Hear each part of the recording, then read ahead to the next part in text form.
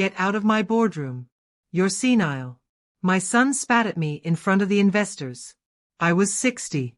I looked at his 50 billion merger and simply said, have fun. The next day, the bankers stormed into the office. Pale. You idiot. Your mother holds the 51% majority vote. She just vetoed the deal and fired the entire board. My son froze. I'm glad to have you here. Follow my story until the end and comment the city you're watching from so I can see how far my story has reached. I never imagined that the boardroom I helped design would become the stage for my own public execution. The mahogany table stretched before me like a battlefield, its polished surface reflecting the harsh fluorescent lights overhead. For 23 years, I'd sat in meetings in this room. But today felt different. The air conditioning hummed louder than usual. Or maybe it was just my nerves making everything seem amplified. The coffee aroma that usually comforted me now made my stomach turn. Keith stood at the head of the table. My son, the CEO of Sterling Solutions, the company I'd built from nothing in my garage 43 years ago. At 41, he commanded the room with the kind of confidence I'd once been proud of.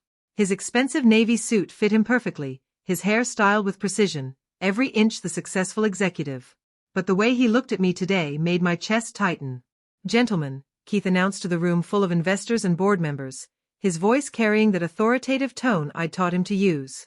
Before we proceed with the final details of our $50 billion merger with Morrison Industries, I need to address an uncomfortable situation. My hands gripped the leather arms of my chair. Something in his tone sent a chill down my spine. Roger Whitman, one of our longest-serving board members, leaned back in his chair with that familiar smirk. At 55, he'd always treated me like an old relic who'd overstayed her welcome.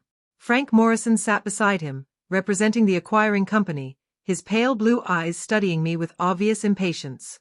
As you all know, Keith continued, his gaze settling on me with something that looked disturbingly like pity. My mother has been struggling to keep up with the complexities of modern business. The words hit me like a physical blow. I opened my mouth to speak, but Keith held up his hand. Please, Mother, let me finish. Mother, not Mom. Not even Renee. Mother, like I was some distant relative he was obligated to acknowledge. The truth is, Keith said, turning to address Frank directly, she's been becoming increasingly confused about company operations. Yesterday, she suggested we reconsider the merger terms because she thought we were selling too low. She doesn't understand that $50 billion represents the opportunity of a lifetime. Heat rushed to my face. I had suggested reconsidering, not because I was confused, but because I'd actually read the fine print. The merger would gut our employee pension fund and eliminate our profit-sharing program, programs I'd fought for decades to establish. Keith, I said quietly, trying to maintain some dignity. Perhaps we could discuss this privately. Roger chuckled, the sound like nails on glass. See what I mean? He said to Frank. She still thinks she has a say in strategic decisions. The humiliation was spreading through me like poison. These men I'd known for years, whose careers I'd helped build, were watching my own son dismantle me piece by piece. Keith's expression softened just enough to look patronizing. Mother, I know change is hard at your age. You're 65 now, and it's perfectly natural for cognitive function to decline. But this merger is happening with or without your approval. 65. He said it like I was ancient, like reaching 65 meant automatic incompetence. I thought about all the late nights I'd spent building this company while he was sleeping safely in his crib. The sacrifices I'd made, the risks I'd taken, the dreams I'd turned into reality. I built this company, I whispered, my voice barely audible above the air conditioning. Keith's jaw tightened. No, Mother. You started a small consulting business. I built this into a $50 billion corporation. The room fell silent. Even Frank shifted uncomfortably in his chair. Get out of my boardroom, Keith said suddenly, his voice sharp enough to cut glass. You're senile, and frankly, you're embarrassing yourself and everyone here. The words echoed off the floor-to-ceiling windows that overlooked the downtown skyline. Beyond the glass, the city continued its busy rhythm, oblivious to the fact that my world was crumbling.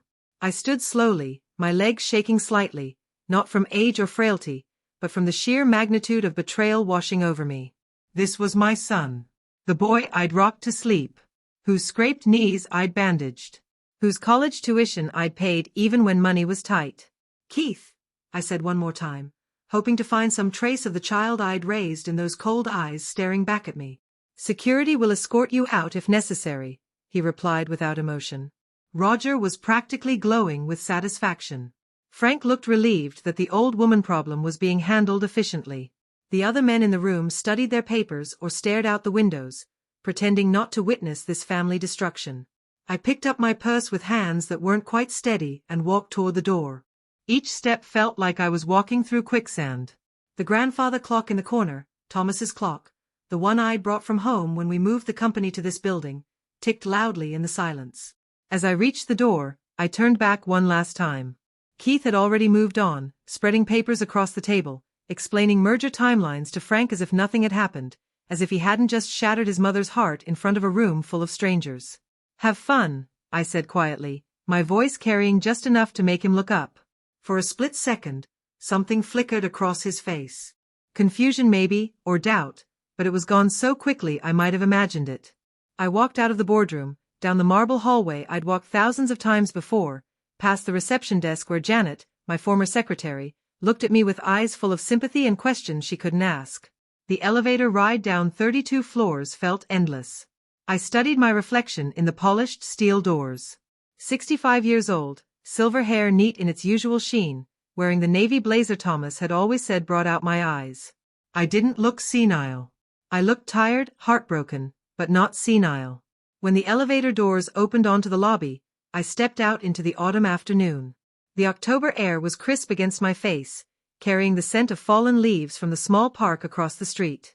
Normal sounds surrounded me. Traffic, conversations, the ordinary rhythm of a city at work, but nothing felt normal anymore. I sat in my car for several minutes before starting the engine, my hands gripping the steering wheel as I tried to process what had just happened.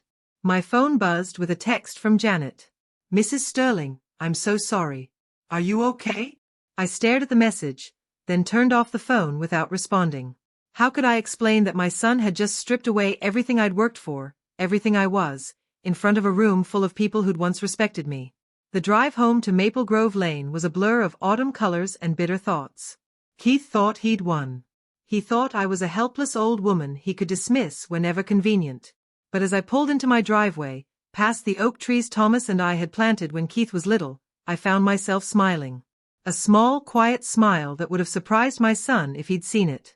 There was something Keith didn't know about me. Something no one in that boardroom knew. And tomorrow they were all going to find out exactly who they'd underestimated. That night, I sat in my home office surrounded by ghosts. Thomas's old briefcase sat open on my oak desk, its leather worn soft from decades of use. Inside, yellowed business plans written in his careful handwriting mixed with my own frantic notes from those early years. The grandfather clock in the corner ticked steadily, the same rhythm that had accompanied countless late nights of planning and dreaming. I poured myself a cup of Earl Grey and let the familiar ritual calm my nerves. The steam rose from my favorite china cup, the one with tiny roses that Keith had given me for Mother's Day when he was 7. For the best mommy in the world, the card had said in his crooked handwriting. Where had that little boy gone? I opened my laptop and pulled up the company files I'd been reviewing for weeks. Not the sanitized reports Keith shared with the board, but the real numbers, the ones that showed exactly what this merger would cost our employees. But first, I needed to remember why I was fighting for them at all. The photo album lay open beside my laptop, filled with pictures spanning 4 decades. There was Keith at 6 months old, sleeping peacefully in his crib while I worked at my desk preparing proposals for clients who insisted on meeting with the man in charge. They'd assumed Thomas was the brain behind Sterling Solutions, never imagining that the quiet woman taking notes was actually the founder. I turned to a picture from 1985, me standing in front of our garage, pregnant with Keith, holding the first contract that would change our lives.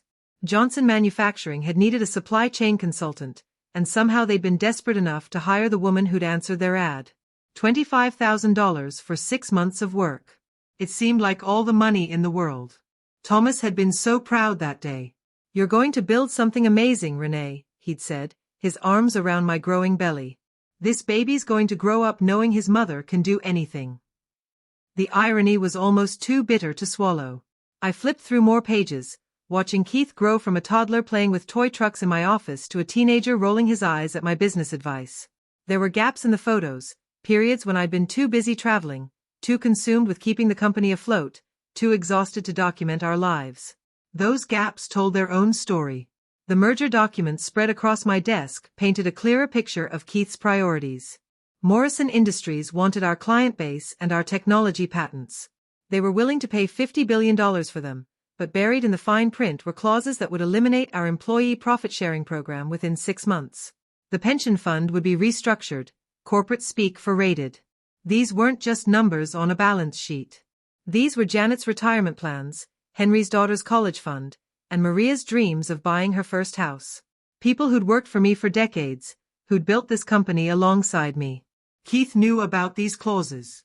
I'd highlighted them in my review and left the documents on his desk 2 weeks ago, along with a note asking for discussion. He'd never responded. My phone buzzed with another text from Janet. Found something you need to see. Can I come by? 20 minutes later, Janet sat across from my kitchen table, her face grim. At 58, she'd been with the company for 15 years, working her way up from receptionist to executive assistant. She knew every secret, every struggle, every triumph. I wasn't supposed to see this, she said, sliding a folder across the table. But Mr. Keith left his computer unlocked when he went to lunch yesterday. Inside were email exchanges between Keith and Roger dated over the past 3 months. My heart sank as I read them. Roger, we need to accelerate Mother's transition out of company involvement. Her questions about the merger are becoming problematic. Agreed. Keith, perhaps it's time to discuss conservatorship options. At her age, a few concerned family members could easily establish diminished capacity. Let's not go that far yet. I think public embarrassment might be more effective. If she's humiliated enough, she might withdraw voluntarily. Smart thinking. Your mother always was too proud for her own good. The words blurred as tears filled my eyes. Conservatorship. They'd actually discussed having me declared incompetent. There's more, Janet said gently. Page 3. Keith's email to a real estate agent dated just last week. Please prepare market analysis for 15 Maple Grove Lane. We'll need a quick sale, probably within 60 days of merger completion. Estate planning purposes. My house. He was planning to sell my house. Janet, I whispered. Did Keith ever mention what he thinks my role will be after the merger? She looked uncomfortable. He's been telling people, you'll be moving to a nice assisted living facility, somewhere you can get the care you need. The full picture crystallized with devastating clarity. Keith wasn't just pushing me out of the company, he was erasing me entirely. The merger money would fund his vision of a life where I was safely tucked away, no longer an inconvenience or embarrassment. Mrs. Sterling, Janet said carefully. I know this isn't my place, but there has to be something you can do. This company is yours. You built it from nothing. I stared at Thomas's old briefcase, remembering the night he'd died. Cancer had taken him quickly, but he'd lived long enough to see Sterling Solutions go public. I'd held his hand as he made me promise to protect what we'd built together. Take care of our legacy, he'd whispered. But more than that, take care of yourself. Keith's young. He'll make mistakes. Don't let him destroy what you sacrificed so much to create. What I'd sacrificed. The missed school plays because I was traveling to client meetings. The family vacations postponed for product launches. The nights I'd worked until dawn while Keith slept, dreaming of the secure future I was building for him.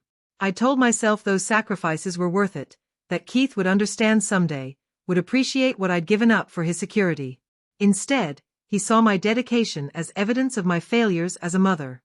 Janet, I said finally, I need you to do something for me, but it has to stay between us. She leaned forward, her eyes sharp with attention. I need you to call Margaret Davidson. Tell her I need to see her tomorrow morning early. Margaret had been my lawyer for 20 years. More importantly, she was one of the few people who knew about the documents Thomas had insisted on creating before his death. Documents that Keith had never seen, had never even suspected existed. Should I tell her what this is about? Janet asked. I smiled.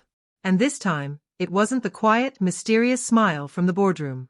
This was the smile of a woman who'd spent 40 years learning that the most powerful moves were the ones nobody saw coming. Tell her it's time to remind my son that his mother isn't quite as helpless as he thinks. After Janet left, I sat alone in my kitchen, surrounded by the evidence of Keith's betrayal. The house felt different now, not like the home I'd lovingly maintained for decades, but like a fortress under siege. I walked through the rooms Thomas and I had filled with dreams and memories. The living room where Keith had taken his first steps. The kitchen where I'd helped him with homework while conference calls played in the background. The garden where he'd helped me plant the roses that still bloomed outside my office window. Keith thought he could erase all of this with a few legal documents and some public humiliation. He thought I was too old, too tired, too beaten down to fight back. But tomorrow morning, Margaret and I were going to show him exactly how wrong he was. Margaret Davidson's law office hadn't changed in 20 years. The same burgundy leather chairs, the same wall of law books that probably cost more than most people's cars, the same faint smell of expensive coffee and old paper. But sitting across from her mahogany desk that morning, everything felt different. At 62, Margaret had the kind of sharp intelligence that made opposing lawyers nervous. Her silver hair was pulled back in a severe bun, and her reading glasses hung from a chain around her neck like a weapon waiting to be drawn. She'd been my lawyer since the early days of Sterling Solutions, back when we could barely afford her retainer. "Renee," she said, pouring coffee from an antique silver service. Janet's message was intriguing. She said, "You need to remind Keith of something he's forgotten." I accepted the delicate china cup, my hands steadier than they'd been in days. "Margaret, I need to know exactly what power I have. The real power, not what Keith thinks I have." She raised an eyebrow and walked to her safe, a massive black steel monument that dominated one corner of the office. The combination lock clicked as she turned it, and I heard the heavy door swing open. "I was wondering when you'd ask about this," she said, returning with a thick manila folder marked Sterling Family Trust Confidential. My heart started beating faster. Thomas had insisted on creating this trust in the months before he died. But the cancer had progressed so quickly that we'd never had time to fully discuss the details. I'd signed the papers in his hospital room, trusting him completely, focusing more on holding his hand than understanding the legal implications. "Thomas was more worried about Keith than he ever told you," Margaret said gently, opening the folder. "He loved his son, but he also saw his weaknesses. The impulsiveness, the need for approval, the way he'd rather take shortcuts than do the hard work." She spread several documents across the desk. The legal language was dense, but certain phrases jumped out at me. Irrevocable trust, majority shareholder, sole discretionary authority. "Explain this to me like I'm not a businesswoman," I said, even though we both knew I could read a contract as well as anyone. Margaret smiled. "Thomas structured everything so that you retain controlling interest in Sterling Solutions through this family trust. On paper, Keith owns 49% of the company outright, but the remaining 51% isn't his. It belongs to the trust, and you are the sole trustee with complete decision-making authority." The words hit me like a physical force. Keith doesn't own the company. Keith has never owned the company.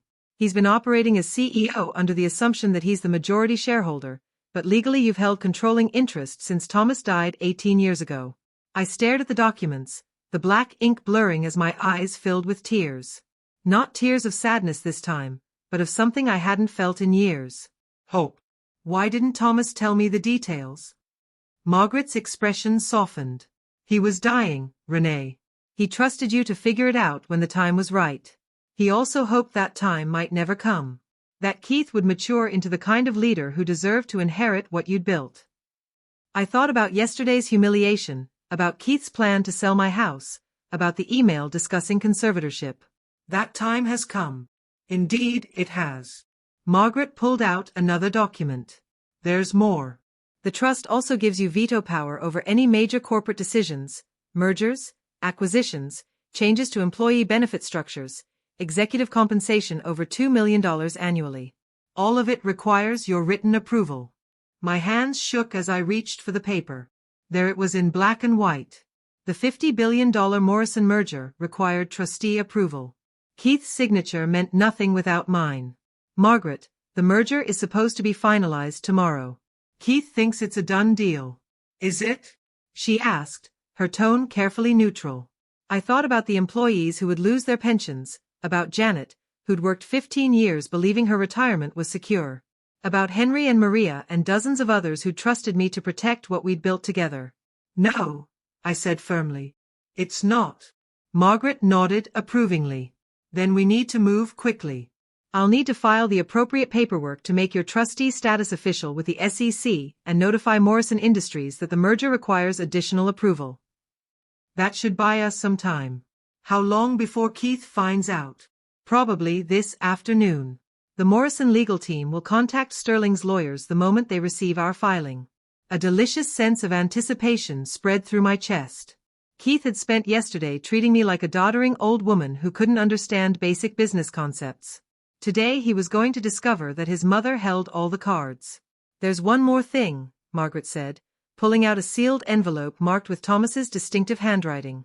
He asked me to give this to you when you activated the trust. My fingers trembled as I opened the envelope. Inside was a letter in Thomas's careful script. My dearest Renee, if you're reading this, it means Keith has forced you to use the power I've given you. I'm sorry it came to this. I'd hoped our son would grow into a man worthy of your sacrifices. But I also knew that might not happen. You gave up so much to build our company and raise our boy. You missed parties and vacations and quiet evenings because you were fighting for our family's future. Keith never understood those sacrifices because I made sure he never had to. Maybe that was my mistake. But now it's time for you to fight for yourself. Use this power not just to protect the company, but to reclaim your own life. You are not too old, not too tired, and certainly not too weak to run what you created. Trust yourself, my love. You always were the stronger one. Forever yours, Thomas. I read the letter twice, tears streaming down my cheeks. Thomas had known. Somehow he'd seen this day coming and had given me the tools I needed to survive it. Renee, Margaret said softly, what do you want to do? I wiped my eyes and looked at her steadily. I want to go to the office. I want to be there when Keith gets the news. That's probably not the best idea legally. It could look like you're trying to ambush him. I'm not ambushing him, I said, standing up with more strength than I'd felt in months. I'm reminding him that his mother isn't the helpless old woman he thinks she is. Margaret gathered the documents into a neat stack. I'll have copies delivered to Keith's office within the hour along with formal notification that any merger discussions need to include the trustee. I'll also prepare a board resolution recognizing your authority as majority shareholder. And Margaret, I want a complete audit of Keith's decisions over the past year, every contract, every personnel change, every expense over $10,000. Her eyes gleamed with professional satisfaction. Looking for evidence of mismanagement? Looking for evidence that my son has forgotten that running a company isn't a game. 2 hours later, I sat in my car outside the Sterling Solutions building, watching employees hurry in and out through the glass doors. These people had trusted me to build something that would last, that would provide for their families. Keith was willing to sacrifice their security for his own glory. My phone rang. Janet's number. Mrs. Sterling, you need to know, Mr. Keith just got some kind of legal documents. He's been screaming at Roger and Frank for the past 20 minutes. The whole office can hear him. What's he saying? Something about impossible and how this can't be legal. Mrs. Sterling, what did you do? I smiled, watching a young woman struggle with an armload of files as she approached the building. 20 years ago, that had been me. Working too hard, dreaming too big, believing that effort and intelligence could overcome any obstacle. I reminded my son that his mother taught him everything he knows about business, I said, but apparently I didn't teach him everything I know. Should I tell him you're here? No, Janet, let him figure it out himself. He's always been such a smart boy. I'm sure he'll work it out eventually. I hung up and leaned back in my seat, feeling lighter than I had in years. Tomorrow, the Morrison merger would be officially dead. Keith would have to face the consequences of dismissing his mother as a senile old woman, and I would finally reclaim what had always been mine. The girl with the files had made it safely inside.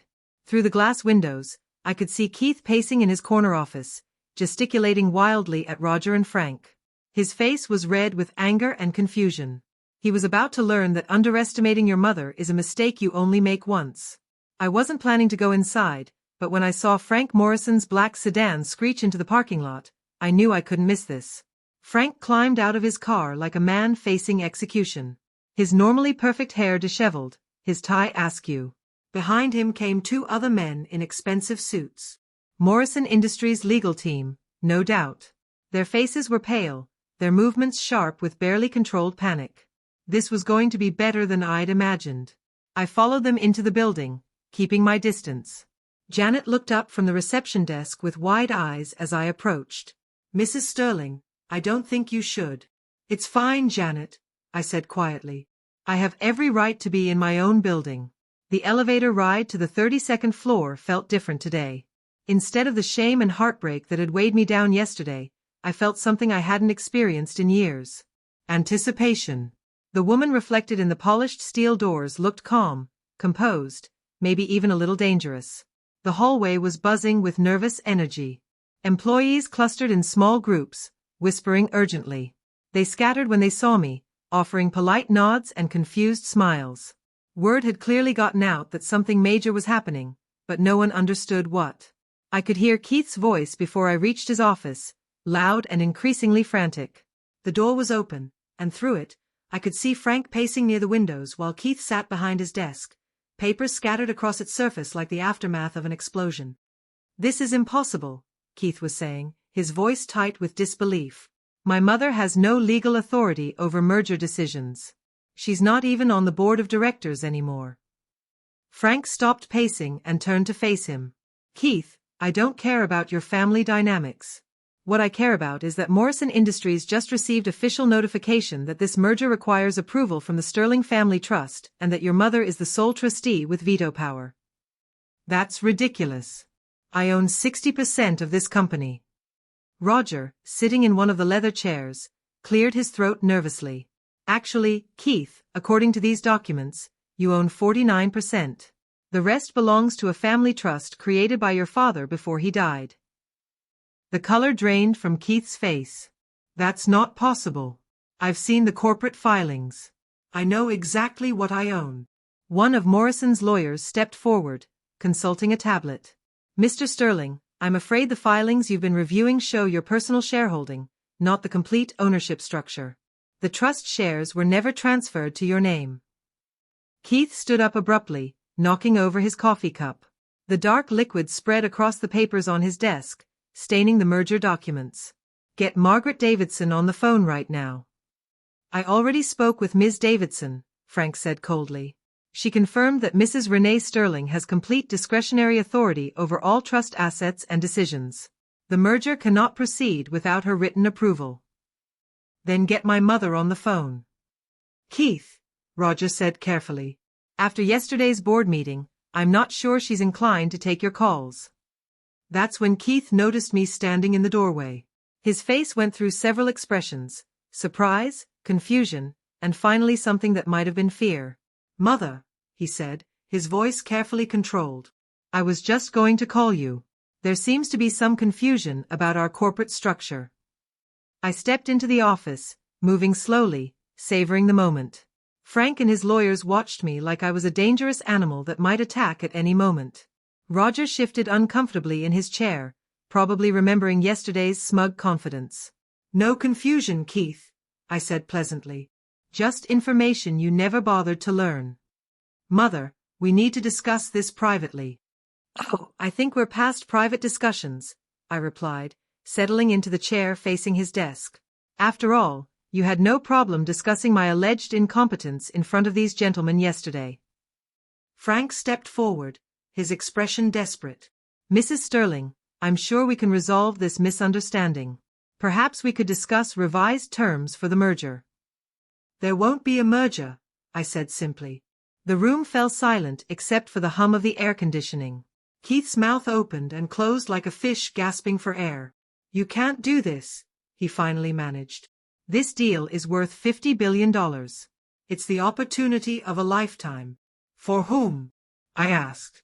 "Certainly not for the 400 employees who will lose their pension benefits. Not for the families who depend on our profit-sharing program. Those are minor details that can be negotiated." I laughed, the sound sharp enough to make Roger flinch. "Minor details, Keith. Those people built this company alongside me. Their families matter more than your bonus structure." Keith's composure finally cracked. You're being emotional and irrational. This is exactly why I said you weren't capable of making strategic decisions anymore. Emotional, I repeated slowly. Is that what we're calling protecting our employees now? Frank tried again. Mrs. Sterling, perhaps if we could adjust the terms to address your concerns about employee benefits. Mr. Morrison, I said, turning to face him directly.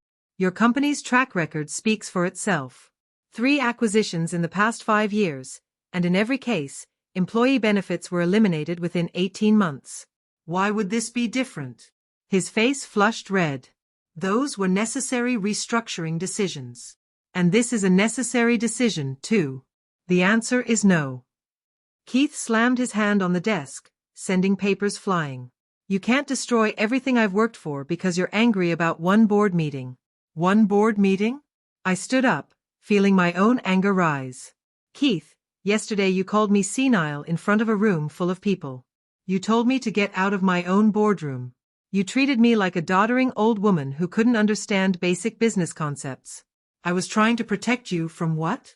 From participating in decisions about the company I built, the company I sacrificed 40 years of my life to create. Roger tried to interrupt. Mrs. Sterling, perhaps we could schedule another meeting when emotions aren't running so high. Emotions? I said, my voice dangerously quiet. Mr. Whitman, yesterday you sat in that chair and laughed when my son humiliated me. You said it was a relief that the old woman problem was being handled efficiently. Did you think I wouldn't find out? Roger's face went white. Keith looked between us, confusion replacing anger. Keith, I continued, I know about the emails, the discussions of conservatorship, the plans to sell my house, the assisted living facility you've already researched. How do you? He stopped himself, but it was too late. How do I know? Because unlike you, I still have friends in this company, people who remember what loyalty means. Frank made one last desperate attempt. Mrs. Sterling, if we could just, Mr. Morrison, I said, cutting him off. I suggest you and your team leave now. The merger is dead, and it won't be resurrected. Keith can show you out. Frank's lawyers were already packing their briefcases. The merger they'd spent months negotiating had just evaporated in a single conversation with a woman they'd probably dismissed as irrelevant. This isn't over, Frank said as he headed for the door. Yes, I replied calmly. It is. After Morrison's team left, the office fell silent. Keith sat heavily in his chair, staring at the coffee-stained merger documents. Roger had disappeared, probably to start updating his resume. Mother, Keith said quietly. We need to talk. Now you want to talk? I observed. Yesterday you wanted me escorted out by security. I was protecting the company's interests.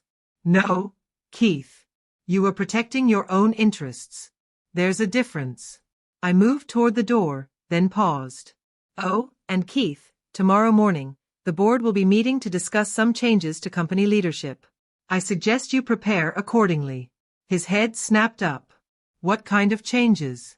I smiled the same quiet smile I'd worn leaving the boardroom yesterday, the kind that happen when you underestimate your mother. I walked out of his office, down the hallway I'd traveled thousands of times before, past the employees who watched me with new respect and curiosity. This time I wasn't fleeing in humiliation. I was walking out as what I'd always been, the owner of Sterling Solutions. The elevator doors closed and I saw my reflection again. The same silver hair, the same navy blazer. But the woman looking back at me was different, stronger, vindicated. Tomorrow, Keith would learn that there were consequences for betraying the person who gave you everything, and I would finally reclaim what had always been mine. The Sterling Solutions boardroom had never felt more like mine than it did that Thursday morning. I arrived early, before 8 o'clock, and took my place at the head of the mahogany table where I belonged. The same chair Keith had dismissed me from just 2 days earlier. The morning light streaming through the floor-to-ceiling windows caught the dust motes dancing in the air. And for a moment, I remember the very first board meeting we'd held in this room back when Keith was still in college, and the company was worth a fraction of what it had become. Janet had prepared everything exactly as I'd requested. Fresh coffee in the silver service, copies of the trust documents at each seat, and a stack of audit reports that would make very interesting reading. She'd also done something I hadn't asked for. She'd placed a single red rose beside my water glass. Thomas's favorite flower. For courage, she'd whispered when she brought it in. Margaret sat to my right, her briefcase open and organized with the precision of someone who'd spent 40 years winning legal battles. She looked like a general preparing for war, which I suppose she was. "Are you ready for this?" she asked quietly. I touched the rose petals gently. "I've been ready for 18 years. I just didn't know it." The board members began arriving at exactly 9 o'clock. Roger came in first, looking like he hadn't slept. His usually perfect silver hair was mussed, and his tie hung loose around his neck. He stopped short when he saw me at the head of the table. "Renee," he said carefully, "I wasn't expecting you to attend this meeting." "No," I replied pleasantly. "I imagine you weren't." Frank Morrison's replacement, David Chen, arrived next. Unlike Frank, David had the good sense to look nervous. Morrison Industries had scrambled to send someone to salvage their reputation after yesterday's disaster, but we all knew there was nothing left to salvage. Keith was the last to arrive, and the change in him was startling. Gone was the confident executive who'd humiliated me 2 days ago. His expensive suit couldn't hide the defeated slump of his shoulders, and his eyes had the hollow look of someone who'd spent the night realizing his entire world had shifted beneath his feet. He took the seat across from me, the one usually reserved for visiting executives, not the CEO's chair. That message wasn't lost on anyone in the room. "Good morning, everyone," I said, my voice carrying easily across the room. "Thank you for coming to this emergency board meeting. I know this is unusual, but recent events have made it necessary." Roger cleared his throat. "Renee, before we begin, I think we should address the elephant in the room. The Morrison merger is dead. I finished for him. Permanently. Mr. Chen, I believe your company has already been notified." David Chen nodded reluctantly. "Mrs. Sterling, Morrison Industries, is prepared to discuss alternative arrangements." "There won't be any arrangements, Mr. Chen. Your company's track record with employee benefits makes any partnership impossible. You can show yourself out." Chen gathered his papers with obvious frustration. "This decision will cost Sterling Solutions billions in lost opportunities." "Mr. Chen," I said, standing slowly, "I've been making business decisions since before you were born. I think I can handle the consequences." After he left, the boardroom fell into uncomfortable silence. Keith stared at his hands while Roger fidgeted with his pen like a nervous schoolboy. "Now then," I continued, settling back into my chair, "let's discuss the real purpose of this meeting." Margaret, my lawyer, stood and began distributing copies of the audit report. Over the past 18 months, this company has made several questionable decisions under Keith Sterling's leadership. The documentation is quite illuminating. Keith's head snapped up. "What audit? I never authorized any audit." "You didn't need to," I replied calmly. "As majority shareholder and trustee of the Sterling Family Trust, I authorized it. Just like I authorized the review of your compensation package, your expense accounts, and your decision-making process." Roger opened his copy of the report, and I watched his face go white as he read the first page. Keith reached for his own copy with trembling hands. "Some highlights," Margaret continued in her crisp, professional tone. "Executive compensation increased by 300% over 18 months. Employee benefit contributions decreased by 25%. Profit-sharing payments delayed by an average of 90 days. And my personal favorite, a company retreat in Aspen that cost $400,000 for 12 executives." Keith's voice was barely a whisper. "Those were standard business expenses." "Standard?" I laughed, the sound echoing off the windows. "Keith, I built this company by staying in Holiday Inns and flying coach. You spent more on wine at that Aspen retreat than we used to spend on annual bonuses for our entire staff. The business environment is different now." "No, you are different," I cut him off. "The boy I raised understood the value of money because he watched me work 3 jobs to keep us afloat. The man sitting across from me has forgotten where he came from." Roger tried to regain some control of the situation. "Renee, I think we're all letting emotions cloud our judgment. Keith has increased company profits by cutting employee benefits and inflating his own salary." I finished. "Roger, did you know that Keith's annual compensation is now higher than the total payroll for our entire accounting department?" The silence that followed was deafening. Margaret pulled out another document. "There's more." Keith Sterling has also been in discussions with 3 other merger candidates, all of whom would result in significant employee layoffs. The Branson Group proposal would eliminate 40% of current positions. The Hartwell Industries offer would move operations overseas. Keith finally found his voice. Those were preliminary discussions, exploratory only. Exploratory, I repeated, tasting the word like something bitter. Keith, were you planning to explore these options before or after you had me declared incompetent? His face flushed red. That was never. Roger, I said, turning to face him directly. Would you like to read the email you sent to Keith on October 15th? The one about conservatorship options. Roger's pen fell from his nerveless fingers. Renee, that was taken out of context. Context. I stood up, feeling the full weight of my authority for the first time in years. The context is that you and my son discussed having me declared mentally unfit so you could proceed with your plans without interference. The context is that you laughed when Keith called me senile. The context is that you've both forgotten that I am not some doddering old woman you can dismiss when convenient. Keith tried one more time. Mother, please, we can work this out. Family should stick together. The word family hung in the air like an accusation. Family, I said slowly. Keith, when you planned to sell my house, were you thinking about family? When you researched assisted living facilities without telling me, was that family loyalty? When you humiliated me in front of a room full of strangers, was that how family treats each other? Tears were streaming down his face now, but I felt no sympathy. The time for sympathy had passed when he'd chosen greed over gratitude. Here's what's going to happen, I announced to the room. Effective immediately, I am resuming the role of Chief Executive Officer of Sterling Solutions. Keith Sterling is terminated from all positions within the company. You can't do this, Roger protested. Keith has a contract. Keith's contract includes a clause about conduct detrimental to company interests, Margaret said smoothly.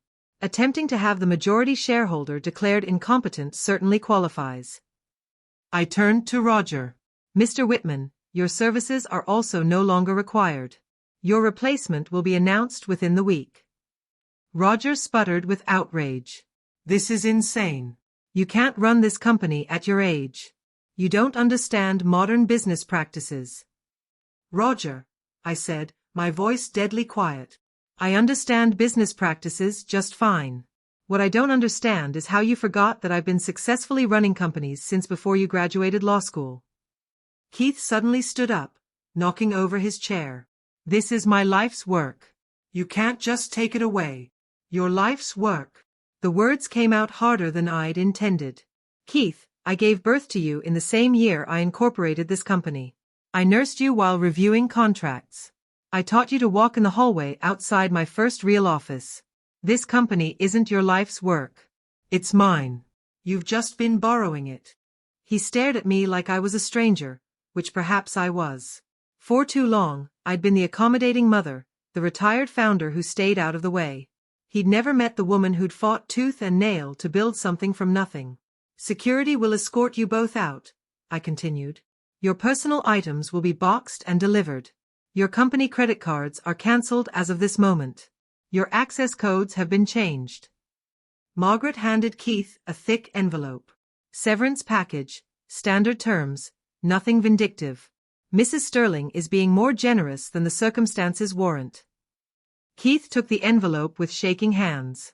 Mother, please don't do this. I'm sorry for what I said. I was wrong about the merger. We can fix this. For a moment, looking at his tear-stained face, I almost wavered. This was still my son, the boy I'd raised and loved and sacrificed for.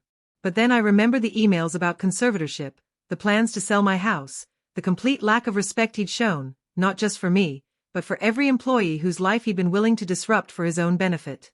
Keith, I said gently, some mistakes can't be fixed. Some trust, once broken, can't be repaired.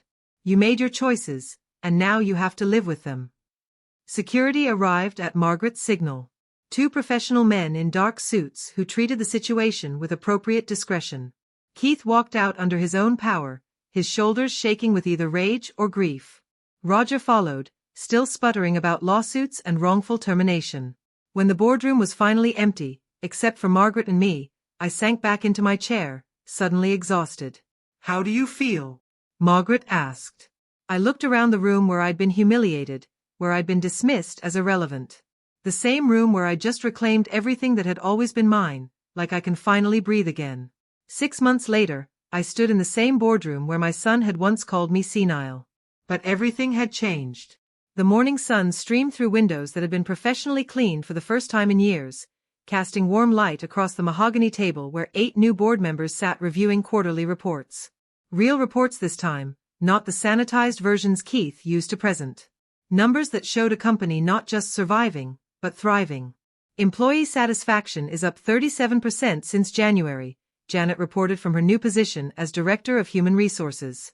At 58, she'd finally gotten the promotion she deserved for years. The restored profit-sharing program and pension contributions have been extremely well received. Henry Morrison, our new Chief Financial Officer, no relation to Frank Morrison, thankfully, nodded approvingly. The financial impact has been minimal.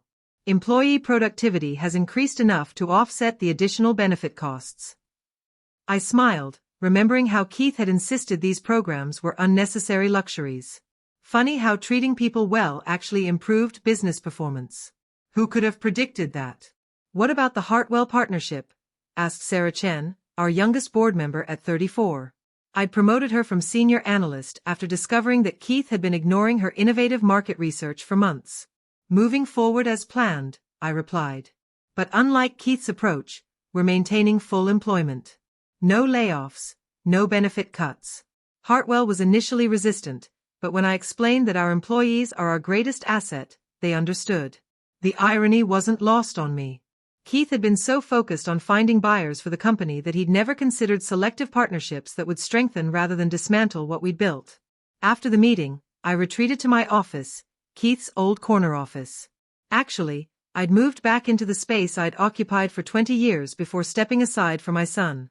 The view of the city skyline was spectacular, but what I loved most was the framed photo on my desk. Thomas and I on our wedding day, young and hopeful and ready to conquer the world together. The intercom buzzed. Mrs. Sterling, Janet's voice came through. You have a visitor. He doesn't have an appointment, but I knew without asking. I'd been expecting this visit for weeks. Keith looked older than his 41 years as he sat across from my desk. His expensive suits had been replaced by khakis and a button-down shirt. His hair was longer, less perfectly styled. The arrogant confidence that had once defined him was nowhere to be seen.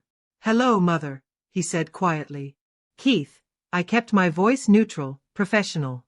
"I heard you found a new position," he nodded. "Regional Sales Manager at Brennan Industries. It's a significant change from what I'm used to." Brennan Industries was a mid-sized company that paid about a quarter of what Keith had been earning at Sterling Solutions. No expense accounts, no company car, no executive perks, just honest work for honest pay. "How are you adjusting?" He laughed, but there was no humor in it. "My new boss is 26 years old. She has an MBA from a state school and calls me Keith, not Mr. Sterling. Yesterday she asked me to reorganize the supply closet because she said I needed to understand all aspects of the business." "And did you reorganize the supply closet?" He looked surprised by the question. "Yes, it took 3 hours and I found inventory tracking errors worth thousands of dollars. Turns out there's value in understanding the details." I nodded approvingly. "Your father used to say that a good executive should be able to do any job in the company if necessary." "I never listened to those stories," Keith admitted. "I thought they were just old-fashioned nonsense." We sat in silence for a moment. Through the windows, I could see people on the street below, rushing to meetings, carrying coffee, living their busy lives. 6 months ago, I'd been one of those people, hurrying past the building that housed the company I'd created, no longer welcome in my own boardroom. "I came to apologize," Keith said finally. "Not to ask for my job back or to make excuses, just to say I'm sorry." "For what specifically?" He flinched at the direct question. "For calling you senile, for treating you like you were incompetent, for planning to have you declared unfit." His voice broke on the last words. "And for forgetting everything you sacrificed to build this company, for taking your love for granted, for being so focused on my own ambitions that I lost sight of what really mattered." I studied his face, looking for signs of manipulation or self-pity. But Keith had never been a good liar. And what I saw was genuine remorse. I've been seeing a therapist, he continued. Dr. Williams downtown. She's been helping me understand how I became the kind of person who could treat his own mother so cruelly. And what have you learned? He took a shaky breath. That success without character is just expensive failure. That you can't build anything lasting on a foundation of selfishness and disrespect. That I spent so many years trying to prove I was worthy of what you built. That I forgot to be worthy of who you are. The words were exactly what I'd longed to hear for months, but they couldn't erase the damage that had been done. The trust between us had been shattered, and trust, once broken, is nearly impossible to rebuild. Keith, I said gently, I'm glad you're getting help. I'm glad you're learning to see things differently, but an apology doesn't undo the choices you made. I know. Tears were streaming down his face now. I know I can't fix this. I just needed you to know that I finally understand what I lost. Not just the company or the money or the position. I lost you. I lost the respect of the person whose opinion mattered most. I reached into my desk drawer and pulled out a small wrapped package. I was going to have this delivered to your apartment, but since you're here. Keith unwrapped it carefully. Inside was a photo from his college graduation. Him in his cap and gown. Me standing beside him with pride radiating from my face. We looked happy. We looked like family. I want you to have this, I said. Not because I forgive everything, but because I want you to remember that person you were before ambition and greed changed you. He held the photo like it was made of glass. Do you think there's any chance we could rebuild our relationship someday? The question I'd been dreading, the one I'd been asking myself for months. I don't know, I answered honestly. Right now, I need time to heal from what happened. And you need time to prove that the changes you're making are real, not just convenient. Keith nodded, wiping his eyes. If I could do it over. But you can't, I said firmly. None of us can. We can only move forward and try to do better. He stood to leave, then paused at the door. Mother, for what it's worth, the company looks incredible. Everything you've done in the past 6 months, the employee programs, the new partnerships, the growth strategy, it's brilliant. Dad would be so proud. After he left, I sat alone in my office as the afternoon sun cast long shadows across the carpet. The photo he'd given back to me sat on my desk next to the one of Thomas and me. 2 different versions of happiness separated by decades of choices and consequences. My computer chimed with a new email from Sarah Chen confirming that the Peterson Industries partnership had been finalized. Another company that wanted to work with us because of our reputation for integrity and employee treatment, not because they wanted to strip us for parts. I thought about Keith starting over at 41, learning humility from a boss young enough to be his daughter. It wouldn't be easy for him, but maybe that was exactly what he needed. Maybe real character could only be built through real struggle. Margaret knocked on my doorframe. How are you doing? Better, I said, and realized it was true. Much better. Any regrets about Keith? I considered the question seriously. 6 months ago, the thought of firing my own son would have been unimaginable. Now, looking at the quarterly reports that showed every department thriving, at the employee satisfaction surveys that revealed genuine excitement about the company's direction, at the new partnerships built on mutual respect rather than predatory acquisition, I knew I'd made the right choice. No, I said finally. No regrets. That evening, I drove home to Maple Grove Lane, past the oak trees that had grown tall and strong over the decades. My house, still my house despite Keith's plans, looked warm and welcoming in the twilight. I made myself a cup of Earl Grey and sat in Thomas's old chair, looking out at the garden we'd planted together 40 years ago. The roses were blooming, their red petals bright against the green foliage. My phone buzzed with a text from Janet. Happy anniversary, boss. 1 year since you incorporated Sterling Solutions. Here's to 40 more. I smiled, realizing she was right. It had been exactly 41 years since I'd filed the paperwork to make Sterling Solutions official. 4 decades of building, struggling, growing, and finally reclaiming what had always been mine. I raised my teacup in a silent toast. To Thomas, who'd given me the tools I needed to protect our legacy. To Janet and the employees who'd remained loyal when loyalty seemed pointless. To Margaret, who'd helped me remember my own strength. And even to Keith, who'd inadvertently taught me that sometimes you have to lose everything to remember who you really are. At 65, I wasn't finished. I was just getting started. The roses outside my window swayed gently in the evening breeze, and for the first time in years, I felt completely at peace. I had work to do, a company to run, and employees to protect. But most importantly, I had finally reclaimed not just my business, but myself. Tomorrow would bring new challenges, new opportunities, new decisions to make. But tonight, I was exactly where I belonged, in my own home, in my own life, surrounded by the fruits of 4 decades of hard work and determination. Keith had called me senile, but I'd proven that age is just experience in disguise. And experience, it turns out, is the most powerful weapon of all. Now, I'm curious about you who listened to my story. What would you do if you were in my place? Have you ever been through something similar? Comment below. And meanwhile, I'm leaving on the final screen 2 other stories that are channel favorites, and they will definitely surprise you. Thank you for watching.